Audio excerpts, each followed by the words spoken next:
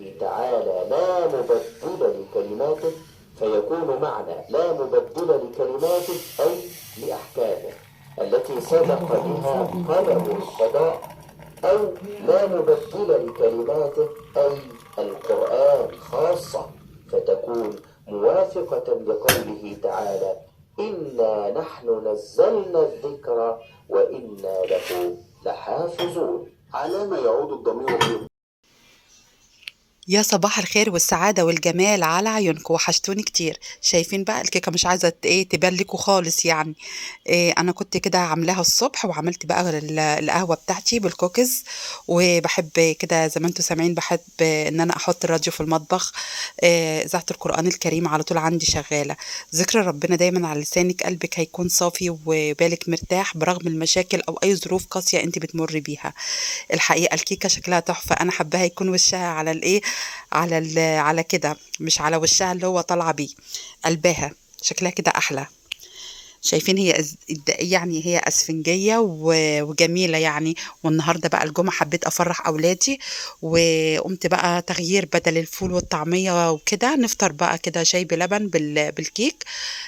لكن أنا طبعا عندي شيء القهوة أساسي يعني.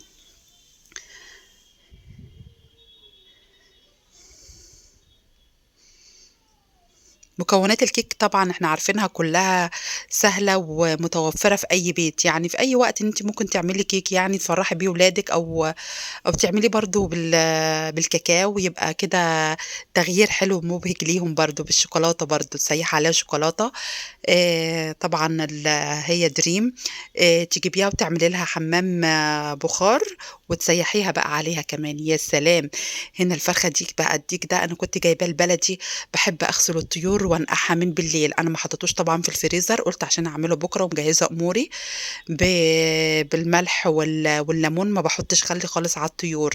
لكن اللحمة أنا باشطفها كده سريعًا يعني، لكن الطيور كلّها باشطفها كتير أوي، يعني باغيّر لها المَيّة وانقعها مدة بقى طويلة لتاني يوم ممكن يعني.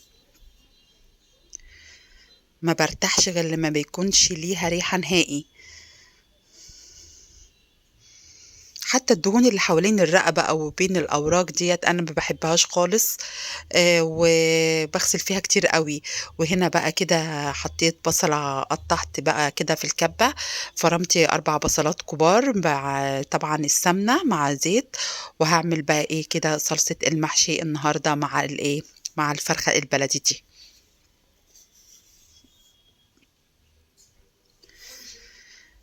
حطيت طبعًا كده البصل والطماطم والجزر في الحلة عشان هاسلق طبعًا الإيه، الفرخة الأول. والورق الكرنب مهري مش عارفة ليه، اللي هم الورق اللي على الوش ده، مش عاجبني خالص الكرنبة. كانت كبيرة أوي يا جماعة على الحلة.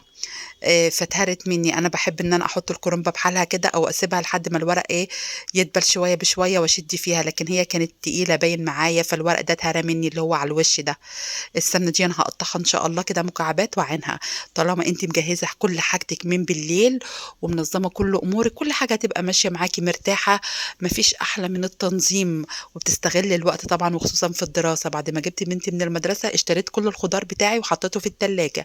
وهنا هاضرب خلاص بقى الطماطم أهوّة بسرعة. وكده أحسن حاجة وأسهل حاجة المحشي.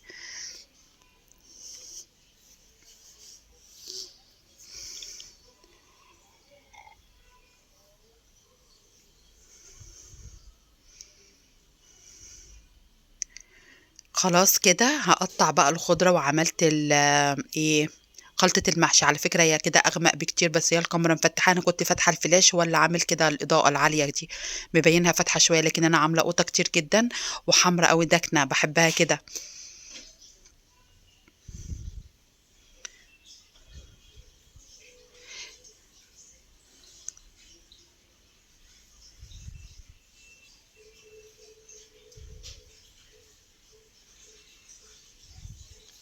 كان عندي رز باقي، طلّعت فلفل عندي في التلاجة من الفلفل اللي أنا شارياه، وحشيته وحطيته على وش الإيه، المحشي.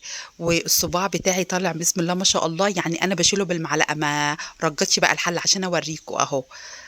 كده، ما رجيتش بقى الحلة ولا إيه، ولا قلبته، على طول في الصينية. أنا بقى باغرف في الطبق عشان جوزي هو اللي هياكل دلوقتي، لكن إحنا هنغرف، إحنا لينا بقى بعده. هو بيحب الأكل سخن جدا، ومين يعني فينا ما بيحبش المحشي سخن مولع؟ لازم يتاكل كده. خلاص بقى الفيديو بتاعي خلص، ويا رب كده يكون عجبكم ويكون خفيف دايما على قلوبكم، وإلى اللقاء في فيديو جديد. ما تنسونوش في اللايك. باي باي.